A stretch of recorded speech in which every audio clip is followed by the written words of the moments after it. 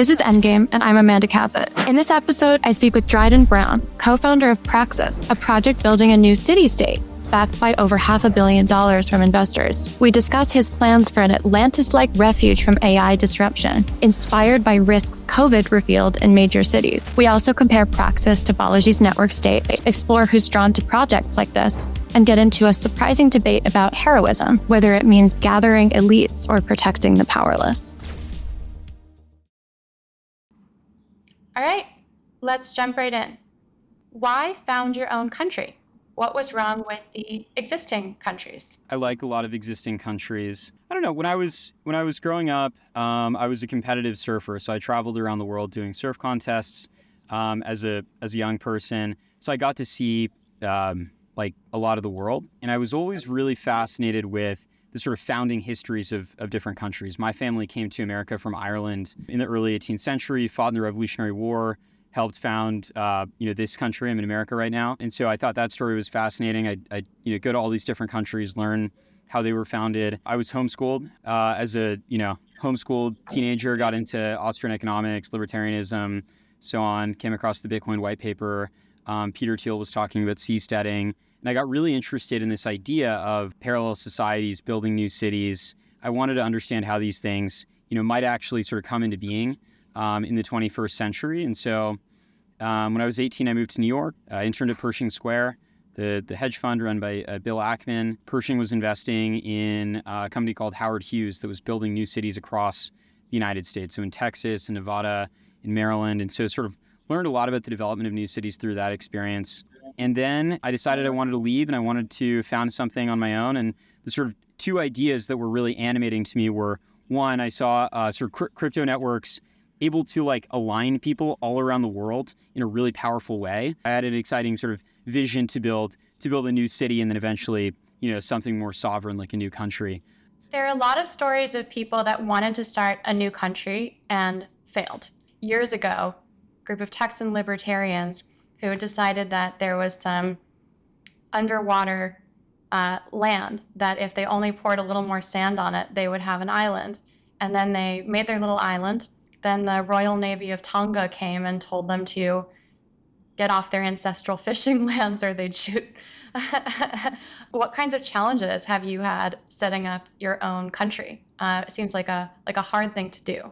Yeah, I mean, we haven't met the Tonga Navy yet, thankfully. I think we'd hold our own, frankly, but I'm sure they're excellent. I don't know. I mean, there's an enormous number of challenges. It's a really complex problem. I mean, I guess concretely right now, the thing that we're focused on is building a nation, building a people, building a group of people that are committed to an idea, to a set of shared values, to creating a way of life, and then concretely that manifests politically in the development of a new city. In the city, located within an existing country, it'll be a special economic zone. We don't have the same problems that the sort of the Texans had yet. I mean, it certainly is an aspiration of ours. I think it'd be super cool to, have one of our guys have a seat at the UN and have embassies all around the world and so on. It takes timing and patience to create a new nation because the world is fairly occupied, and so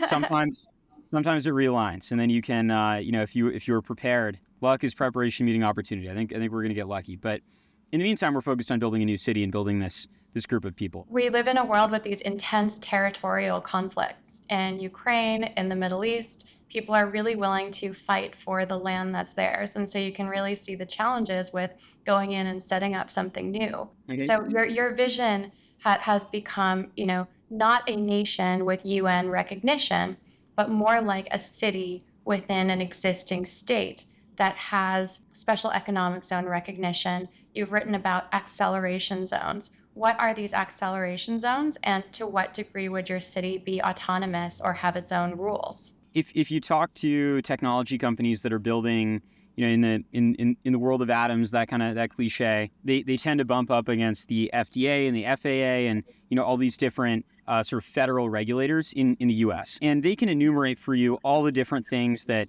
all the different regulations that make their lives difficult, that slow down progress, so on. What we decided to do was talk to really an enormous number of hard tech companies building in energy, like nuclear companies, in biotech, so on and so forth, and understand really specifically, what the regulatory problems are that they're running into, and then try to understand if, in a country like Italy or Argentina, if there was a special economic zone that was set up that had regulatory characteristics that addressed all those issues that they're having in the States, whether or not that would be a solution. Oftentimes, you can go to another country that has sort of a strong reputation for being sort of trustworthy and reliable from a regulatory perspective, but they're willing to rethink things, and they're willing to take a sort of step towards being more innovative. And so sort of the idea with the acceleration zone was, as opposed to going to a country with sort of a random grab bag of asks, as I think many sort of charter city entrepreneurs have done, instead starting with like the needs of companies, going to companies, understanding exactly what they need to get exactly sort of what outcome, then going to the government and saying, hey, we can unlock 10, 12 billion dollars of foreign direct investment for you if you make these changes. And then on that basis, they feel a lot more comfortable, setting up a new kind of zone, doing something novel if they know exactly what they're getting. They know, they have these companies run by these founders that we've introduced to them, who are going to bring, X billion dollars in FDI, Y, jobs, like 1,000 jobs or whatever it is, thousands of jobs, and create sort of a knowledge transfer opportunity for the country by pioneering a new industry there in many cases. So, arguably, America is now being run by technology accelerationists, or at least to the degree that Elon is in charge, which is, of course, debatable. Do you think that there is still a need for companies and founders to escape from countries like the US in order to avoid overregulation, or is that changing? Elon is not the CEO of the United States, and the United States federal government is not Twitter. I think it's going to be It's really not? difficult to hack away. Huh? It's not? Yeah, it is. It is not. It is absolutely not Twitter.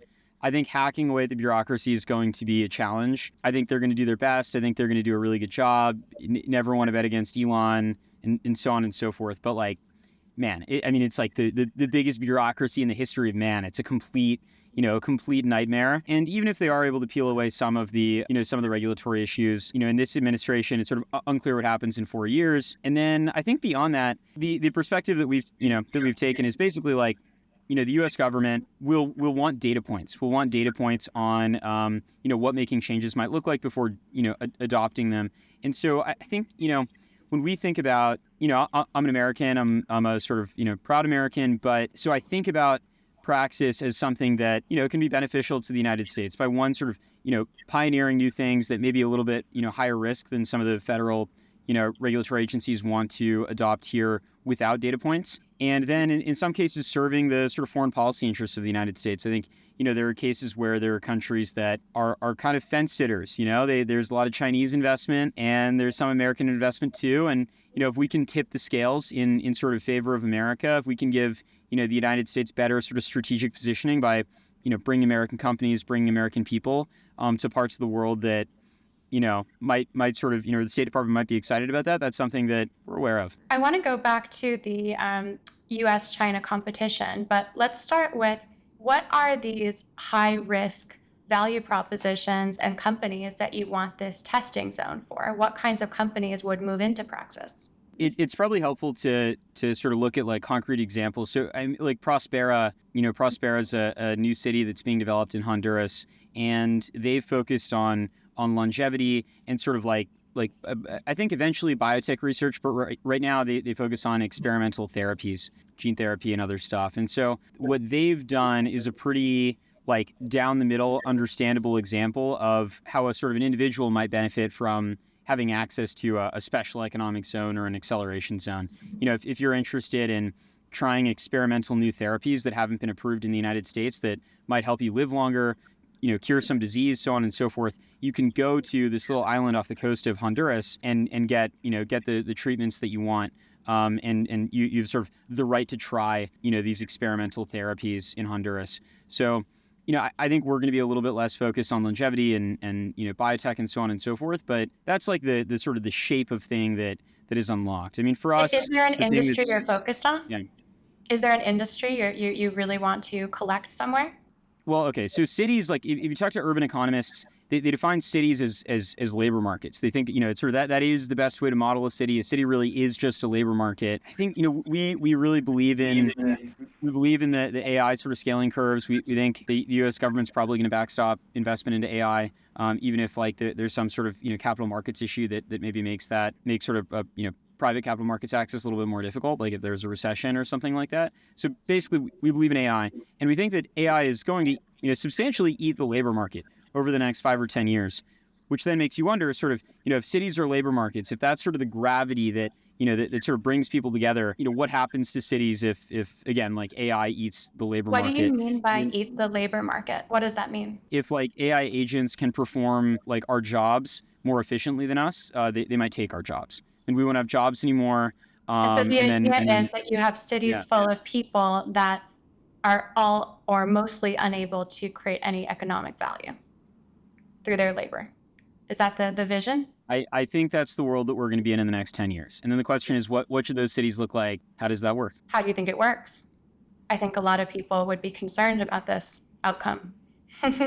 Yeah, I mean, I think it's probably like a healthy emotional reaction, but I think it's where we're headed, and so we have to sort of figure it out. I mean, I guess like when I think about sort of intermediary, short-term, medium-term strategies, the thing that we think about is really getting a critical mass of talent. You want to have like sort of positive selection bias. I think you want to be around really interesting, really smart people, whether they're working or not. And so we think about finding sort of regulatory arbitrage opportunities that attract super talented, super smart, super interesting people to our city. And then when the jobs fall away, those are the people that we're left with. Cities have incredibly sticky sort of network effects. So if you get a bunch of really amazing people in a place, more or less they'll stay there. That's how things tend to work.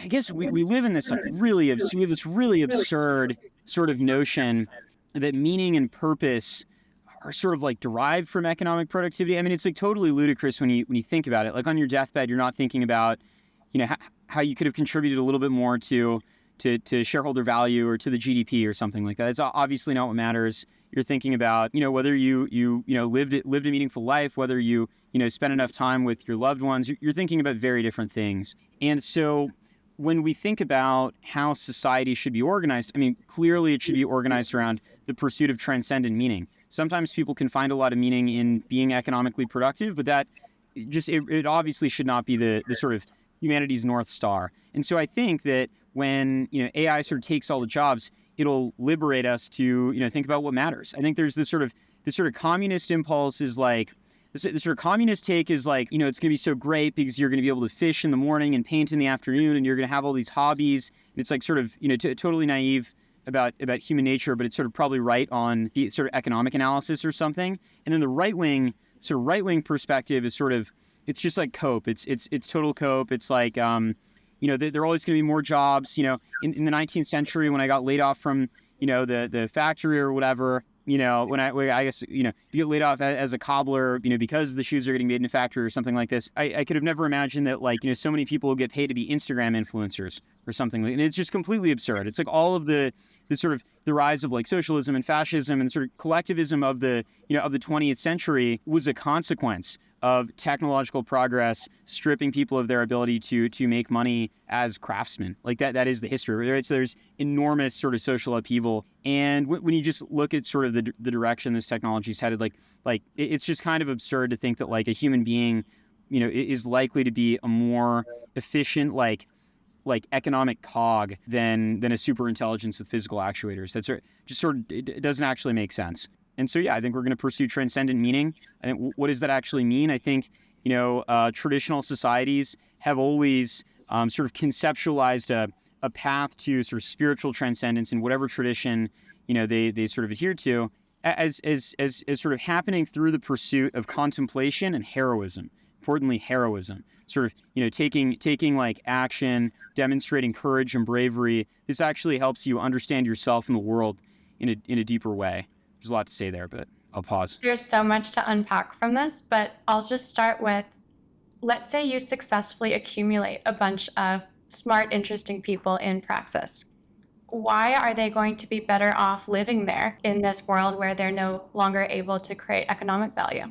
Why is that a good place for them to go as this transition happens? They're going to want to be in the place that facilitates the cultivation of meaning. I think they're going to be in the place that, you know, they feel can help them live the most like meaningful lives they can. And we hope to, you know, to be that place or one of those places. I think when we think about the alternatives, look, it's like you're going to be in New York, and then I lived in New York through COVID.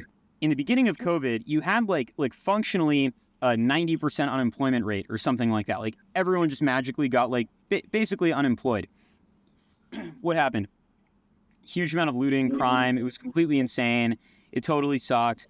Everyone bounced, basically. All the rich people went to like Hawaii or something. I think you're going to see basically that, but like, you know, sort of permanently. I think, you know, if you have 10, 20, 30, 40, 50, 60% unemployment in New York City, it's going to be a total nightmare.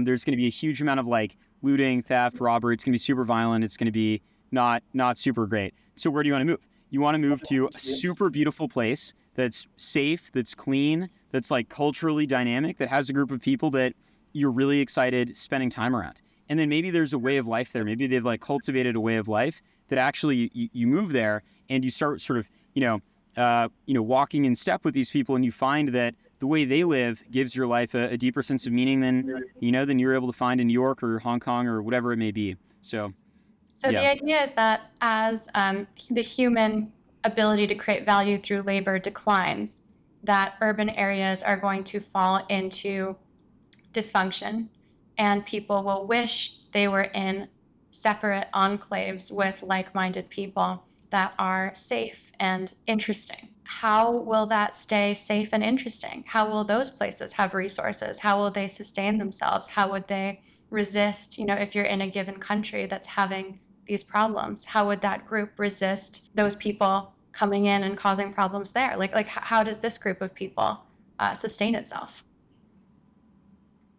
Yeah, I think so. There are two components. Yeah, it's like one, how do you have the sort of the asset base to keep the society functioning, and then the other is how do you actually defend the society? I mean, so first, I think it's important to think about what's going to be valuable. So if AI takes all the jobs, it's going to accrue a lot of the value that was sort of previously accruing to people through wages and salaries. That's about $65 trillion a year. So if you as a group can index the AI stack, if you are a DAO or a nation, you have a sovereign wealth fund, a fund of some sort, it might make sense to hedge or even make a pretty strong directional bet on AI working by indexing the AI stack. By the AI stack, you mean chips, raw materials, everything you need to build a data center, everything you need to build supercomputers. Is that what you mean? Do you mean LLM? There's so much uncertainty about where value actually accrues with AI. Yeah, that's why you need to index the whole stack vertically. I think it's right. No idea where value is going to accrue. It's like you buy some OpenAI secondary, you buy some NVIDIA stock. But it's also possible that kind of nobody wins, right? It's possible that a lot of these things become commoditized essentially, and that nobody is able to really capture the value from AI, and it works sort of like electrification, where you suddenly have electricity. There's this new category, power companies, but it's not like the power companies are the only companies that benefit or that they take over the world. It benefits all these different various companies. So how can you be sure you know what this AI stack is well enough to accumulate those resources in this city so these people can sustain themselves? I mean, we're intelligent people. We can make we can make bets that we think make sense. I mean, I think it's fairly unlikely that like no value accrues anywhere, that it's all perfectly competitive. I think that's fairly unlikely. There are like scarce resources. I don't know. For example, if like there's a giant, if we end up having to build like a giant fleet of like sort of AP1000 style like mega reactors, like mega fission reactors to power the data centers, uranium becomes a lot more valuable. It's scarce. Yeah, it's highly likely that some of these businesses will have durable competitive advantages and that they will accrue a lot of value because historically they have. I mean, like TSMC is like $1 trillion company, NVIDIA is a few $1 trillion company. Like they're going to be big companies. I wouldn't want to take probably a super hard contrarian bet on one company versus another at this moment, or one piece of the stack versus another. I'd want to feel cozy, because you look at like Google and OpenAI, and like they're thinking about how they can vertically integrate. I think everyone's a little bit unclear exactly where value is going to accrue in the stack, but like it will accrue somewhere in the stack, and so you want to be vertically integrated if you're a company, and if you're an investor, I think you want to own like a bunch of different stuff because value is going to accrue somewhere, and you want to be exposed to the whole thing. But anyway, I think there's sort of the AI piece, and then there's like the sort of it's sort of like scarce assets. Like what has true scarcity? I think it's like Bitcoin. It's like super beautiful beachfront real estate. You probably want to own a lot of that. You want to own a lot of Bitcoin. You want to own a lot of super beautiful beachfront real estate. You want to own some scarce commodities that maybe are the inputs to the AI stack. These are the kinds of things that I think make sense. And so for us, buying an enormous amount of super beautiful beachfront real estate that is sort of the kind of place that, the sort of wealthiest, most like well-off, most interesting people in the world would want to live. I think that's an asset that you really want to own. And so for us, our asset base, mainly be the city. It'll be the land value of the city. And if we do a really good job picking somewhere super amazing and making it really amazing in terms of the physical environment and the people, I think houses will be trading for $1 billion in the city. There's going to be like enormous wealth inequality. The highest end houses in Praxis will probably sell for over $1 billion. What are the cities you're considering, or what countries are you thinking about putting this in? So right now we're in the final stage of our bid process. So for a little while, we've been running a competitive bid process with a handful of governments, some in Latin America, some in Europe. Greenland, we spent some time in Greenland as well, and some other, more complex. Pretty cold there. We spent time in like complicated places. It's very cold there. It's very barren. They don't really have trees, but it's pretty cool. It's the frontier. Do you think you can attract some of the smartest and most interesting people to all go live in Greenland? You would be surprised. I think Greenland is very interesting. I mean, I think there aren't many frontiers left on Earth, and there's a particular kind of person that finds that kind of challenge really attractive, right? It's like we have to figure out, Elon's talking about, sending Starship to Mars in like a couple of years. We have to figure out how we're going to build a city on Mars. Greenland is the best sort of half step towards Mars. It's the best sort of training ground for building a Martian society. So that's something we've thought about a bit.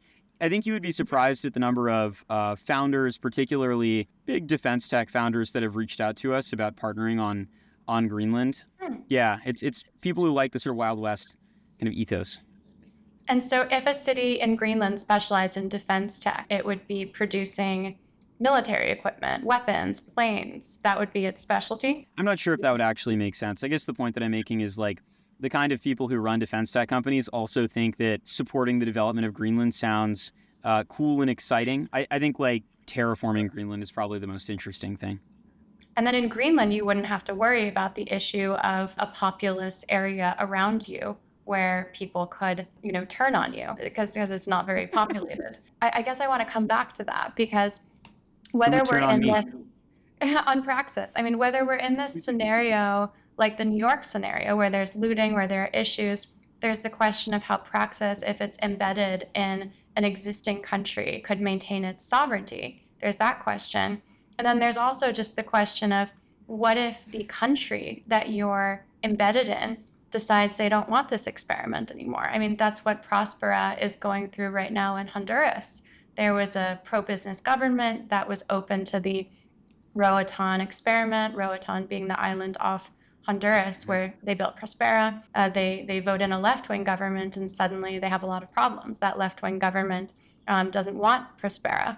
So how do you, being embedded within a country, how do you maintain your autonomy and security against these potential happenings? Well, I mean, like, look, this is a political project. You have to be good at doing politics. You have to you have to manage all the stakeholders, all the constituents extremely well. So through diplomacy. Right. You have to be a very talented diplomat. And that's really the core competency. It's like you're doing a deal with a government, but also the ruling elite of a country. And you need to make sure that you have a relationship and a sort of like there's like an equilibrium that's durable. I think that's extremely important. With all good relationships, it's like you have to have like a sort of like a base of value. You have to have like some sort of like leverage coming into the situation that keeps things sort of in place.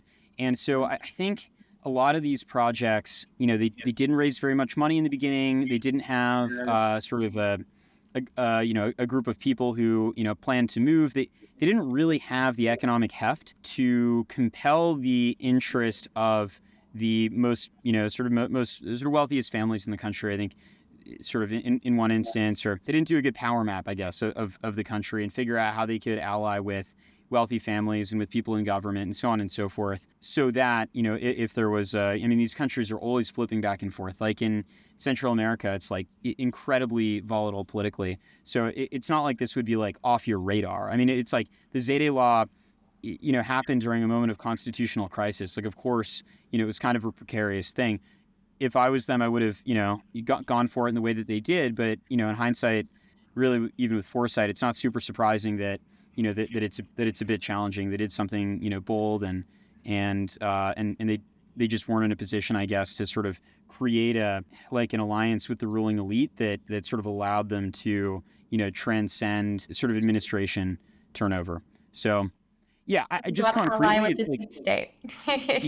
you got to figure out how to create a durable, stable political equilibrium for your project. It can't be an afterthought. It's not like, oh, what if? And that is like that's the whole thing.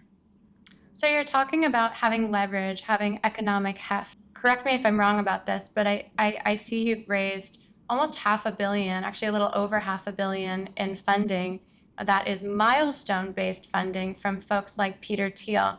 Maybe you can tell me a little bit about, is that enough economic heft for Praxis to accomplish these goals? And what are these milestones that you're trying to unlock? Yeah, concretely, we raised a seed round from Bedrock and some angels. Series A was led by Paradigm. Sam Altman participated and a large public pension fund as well. And then recently in the fall, we announced a drawdown facility for a little over $500 million, which is effectively project financing for the city, as you say, from a New York-based infrastructure fund. It is enough money to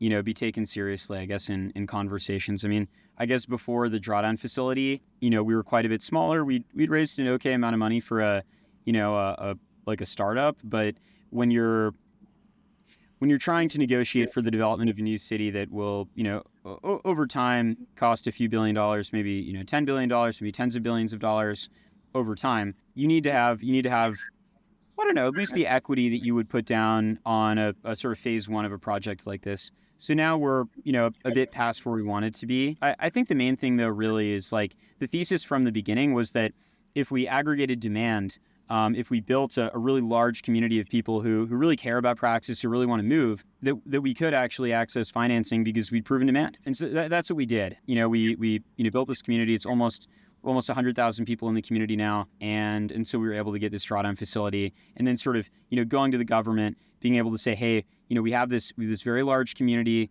with, some of the most famous, successful, technology, CEOs in the world. And we have this financing for, phase one of the development. Like it's a very strong position to be in.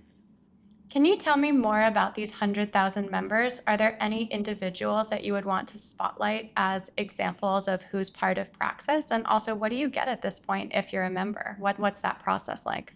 When we first started Praxis, my co-founder and I got a fairly large apartment in New York City. It was like eight bedrooms. It was kind of like janky and things were kind of falling apart, but we wanted to, build community in person during COVID when, a lot of stuff was just online. A few people that that sort of moved into the house were a guy named Sam Hayden. He runs a crypto company now. Super talented guy. It's like his second company. Was at Polymarket before that. I think the thing about Praxis is like in the beginning, we were talking about traditional Western values. We were eating raw meat, drinking eggs. We had a suit of armor in the apartment. We had a sort of like a vision for for sort of the future of Western culture that I think was like compelling to a lot of people. Frankly, I think it was compelling to like a huge number of people, but it was something that you couldn't really talk about. It was sort of, felt like you were going to get like canceled or something. But so I think there were people like, Sam who sort of found Praxis, found us and thought it was maybe like an enclave of of sanity. Maybe it was like a better place to be like a guy. It was a better place to be like a man. We were like working Yeah, out I was and going to ask having a you good what the time. gender ratio is in this new state.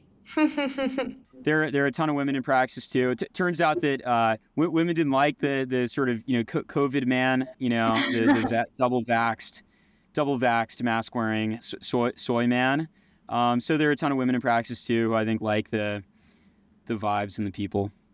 I don't know I actually am not sure what the gender ratio is Well, because it right sounds now. like with the meat and the Western values, it sounds like Yeah. a Jordan Peterson fever dream. Yeah, it probably goes beyond that. I mean, it's a good time for sure. There was like sort of a social pressure for people to, particularly in crypto, for like if you have like a project or a community or something, it's sort of like if you like don't have like enough women or something, then it's like people like get mad at you. So then you're like, oh, we got to go find some women. But then it's kind of like whack to be like just trying to like pull women into your thing I think for a that dynamic's number or weird. something. I totally agree at the weirdness of that dynamic, but you're talking about Yeah. building a society, and that's a little different from building a crypto project. In order to build a society, something that's going to endure, it needs to be something that appeals to the young, to the old, to families, You know, or is this something that you I don't know. imagine? No. So I maybe. don't know. I don't think it has to appeal to the old. I don't think it has to appeal to them at all. I mean, I think I don't give a fuck. It's like we're not living in a I don't know. We don't want to live in a gerontocracy. We want to live in a like a really But youthful, vital society. eventually the people that live there will get old if this Yeah, has they'll get old, and we should have norms around how we how we treat old people, and they're wise. Hopefully they're very wise. Maybe our old people were less wise. The boomers. The boomers didn't do themselves, a lot of favors. I guess I would say with the gender stuff, it's like you just should build something that is like really high quality. Like if you focus on building a society that is like that has strong virtues, that is like upright, where you cultivate courage and bravery and strength and these things, that's something that attracts good guys and also good women. And like those guys attract good women, and the women attract guys, so on and so forth. Frankly, it's never been like a problem for us. It's never been something that we're not like sitting in the conference room, like pulling our hair out, trying to figure out how to like even out the ratio or something like that. It's just like, we just try to do things in a really high quality, sort of like morally upright way and attract amazing people. And it's fine. If you come to our events, it's, you'll see it's, things work out. I want to come back to heroism. I think that's a really interesting. I think it's something people are craving. Whether you read like Kaczynski and think about the will to power process, or whether you think about rates of depression, people don't feel like they can do something that's exciting, that is an adventure, that creates something for the people around them. How do you build the foundation of a heroic society in a world where AI has replaced all the jobs? Like, where's the room for heroism here? Like I see, if there's a group of guys in an apartment in COVID New York with a suit of armor, like, where's the heroism in all that? How do you access it? I mean, on the AI point, like, I'm not sure how heroic, like, being a software engineer at a SaaS company is. Like, it's sort of, capitalism isn't like incentivizing us to be heroic for the most part. Maybe there's some like heroic acts in business and so on, but like that's not sort of the dominant like stream of things. Like you look at like, I don't know, like you look at like ancient Athens or like the Roman Empire or something. Those were societies that incentivized heroism, that basically like put forth these mental models, these like, well, these and these people that were like distillations of heroic virtues that people would grow up to idolize and to model and to But in those seek times, the meaning fight through. was real. In those times, there was a real fight still going against nature. And there was a real fight still going against one's neighbors. And if there wasn't There already there one, there's conquest. there are real fights in the world today. I don't know. I mean, we've had. I would say like the thing that's important is finding examples of heroism and then elevating those people, so that other people in the community start to develop a more refined intuition for what heroism might look like today. We have a member in our community named Lord Miles, Lord Miles. He's a guy who lived in England, was living a fairly normal life, and then when Kabul fell, he decided he wanted to go see Afghanistan, and so he flew to Afghanistan. He ended up getting captured by the Taliban and was imprisoned for a while. Eventually, he gets out of prison, gets brought back to the UK by the UK government, and then eventually, and actually very soon after, he decides he wants to go back to Afghanistan to explore the country further, to spend more time with these kind of hardcore Taliban guys. And he's like a Christian guy. He's not going there because he has like sort of a religious sympathy per se, but he wants to do something that is heroic in sort of along the sort of vector of like exploration. He wants to be like a great British explorer. He's gone to other sort of islands with cannibals, and he's done all these crazy things.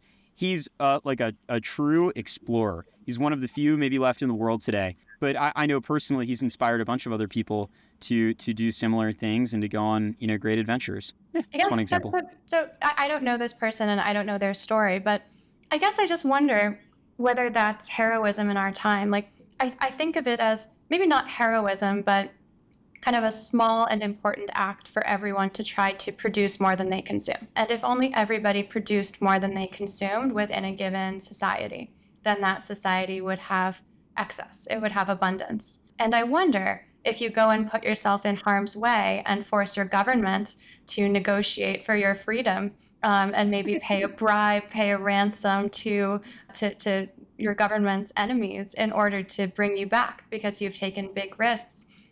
I don't know this person's story, and I don't want to comment on that directly, but I guess I wonder if putting yourself in harm's way is the model of heroism we want here, or whether there's like an economic or a technology innovative, or what kind of models of heroism we can have in a world where the world has been so explored and where AI is taking over a lot of the value creation potential. I just wonder where that Yeah, model exists.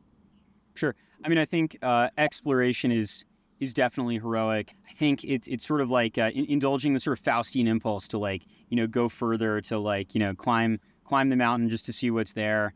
When I think about the future, I think about space as the next great theater of heroism. I think it's sort of like space isn't about getting like aluminum from like a big rock floating around. It's not about material resource extraction. It's also not about like de-risking like humanity or something. And it's not about like, oh, it's not, now we would only need like 2 asteroids to hit the different planets for the humanity to be annihilated. It's about heroism. It's about pursuing, the sort of exploration of the universe as this, heroic act of like stepping out into the unknown, taking risk, being courageous, having bravery, and bringing this sort of the light of consciousness to new worlds as this sort of foundational act of bravery and courage to create new cultures, new civilizations across the galaxy. Like I think that is what people will be concerned with. I think that sort of tending to the economic machine, I think, will be abstracted away. And then the question is, how do we pursue transcendence? How do we pursue sort of spiritual elevation through heroic action and through contemplation and these things? My instinct here is that what feels heroic to me is when people from a place of strength take personal risks in order to secure a better future for other people, in order to help other people. And so when I hear about adventures undertaken for the sake of adventure, that's exciting. But when I think about intentions going into space, like offering new resources to humanity, like spreading the light of human consciousness, creating civilizations that other people can participate in, that are going to advance science, advance the species. I mean, that kind of thing is interesting to me when it goes back and serves the rest of humans. Yeah, it's sort of like a liberal sentiment or something like this. I think that in the ancient world, people would do things for the purpose of like the pursuit of glory. It was a glory itself. It was its own end, right? Glory in and But of itself what about a can be an knight end. protecting a village? A knight protecting a village? What about that suit of armor? What about the guy in that suit of armor? Isn't he a knight who's protecting his village? Yeah, that's great too. Totally. You can definitely do things for other people that are heroic, 100%. That's maybe most of it.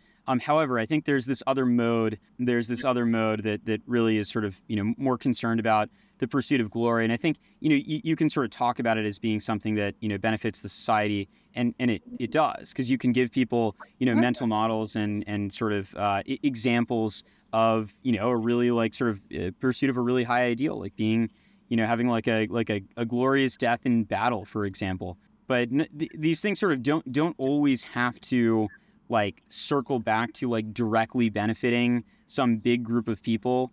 Sometimes you can just pursue excellence for its own sake. You can pursue glory for its own sake. These are totally, they can be like very sort of morally elevated actions, like sort of like climbing a mountain, like climbing Mount Everest or something like that. You're not doing it for other people. You're doing it because you want to see what's up there. You want to see if you can. You want to push yourself further. I think going further, going beyond, is always worthwhile for its own sake. But it also inspires other people to do the same, and there can be material benefits to that, and so on. For sure, extraordinary feats have always been a thing. Okay, We cool. love extraordinary feats. Let's go back to Praxis. Tell me what the timeline is and when people can expect to have somewhere to move. We are announcing a detailed timeline. We're sharing a detailed timeline soon. I'll say soon. I don't want to give away the soon. Soon TM. Interesting. And so paint me a picture of, I assume this is going to be a lifelong project for you, or that's how you're thinking about it. Paint me a picture of what the next 10 years looks like in terms of Praxis and how you're planning to grow and realize this vision. I'm going to be doing it forever. I mean, every day we wake up and we think about how we can cultivate a sort of stronger community that's more impactful for the Praxis citizens. We think about cultivating a sort of Praxian way of life and creating models and sort of representations of like modes of being that are highly functional for the people in the community. So there's sort of the community building piece, content piece, and then there are these sort of concrete physical and political projects that we're undertaking. So right now, as I mentioned, we're at the sort of tail end of this bid process where we're talking to a handful of governments about setting up a new city in an acceleration zone.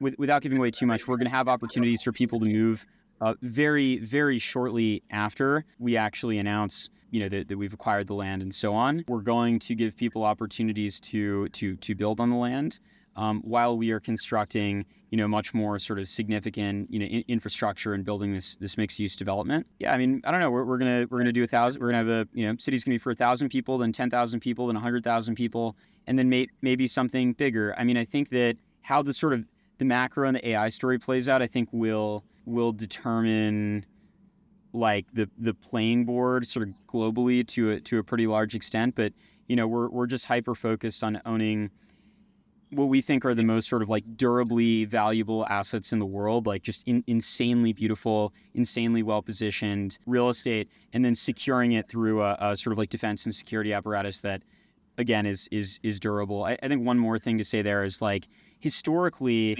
when groups of people have relied on external sort of third parties for defense, when they've relied on mercenary groups, typically that hasn't gone so well. They overestimate their sort of capacity. I think the thing that really matters is cultivating a level of commitment from the people in your group, among your people, that they'd be willing to defend what's theirs, that they'd be willing to defend their city, that they're willing to defend their nation. So that's something we think a lot about too. We think about how we can keep Praxis safe by cultivating a sort of instinct for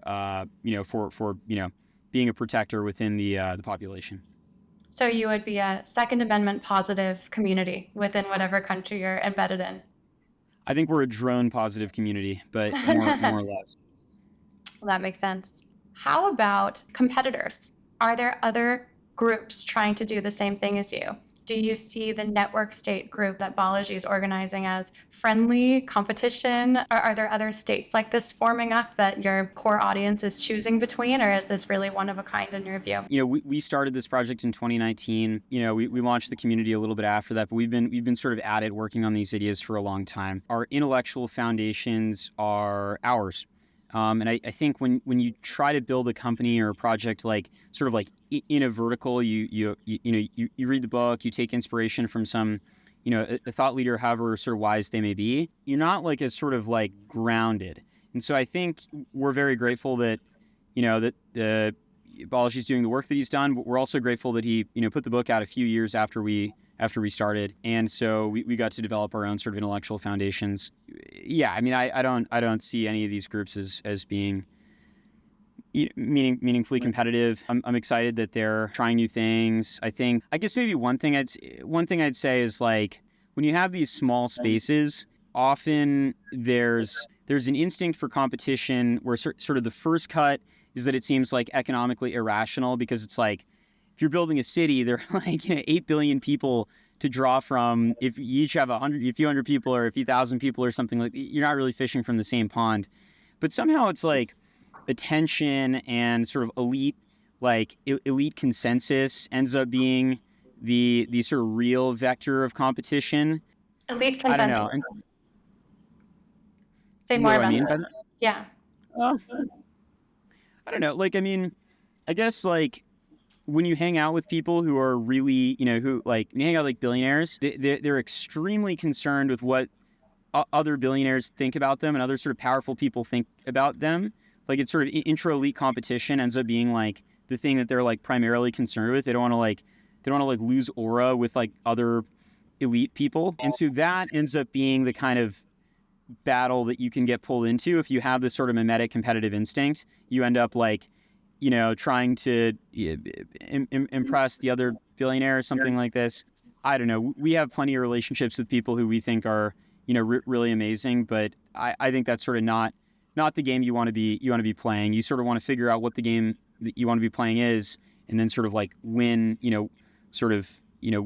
win with the people you need to win with to be successful. And I think competition is usually a mistake. So if someone listening to this thinks, this really appeals to me, I want to be part of Praxis, I want to be a member today, what should they do? What are your entrance criteria, and what can they expect? It basically, yeah, you can apply on the Praxis website. Soon you're going to be able to talk to, we haven't named it yet, but the Praxis AI, it's kind of like a wizard. It's a very wise AI that you will be able to talk to. It will determine, where you should be in the community, and it will give you a place in the community and maybe some other things. We have a bunch of features Gives you that a we're place. What kind of place? It gives you your role. role. Interesting. What kinds of roles are available? So there are nomads. Those are people who, have expressed interest in Praxis, who want to learn a little bit more, are still, sort of walking the path. There are citizens who are a little bit further along. And then there are secret other roles that we haven't announced yet that are primarily internal. Cool. Well, thank you for being on. I appreciate it. Thank you for listening to this episode of Endgame. Please follow me on X, Amanda Cassett, 2 S's, 2 T's. Follow the company I founded, Serotonin HQ, and listen wherever you get your podcasts: YouTube, Spotify, Apple Podcasts, the works.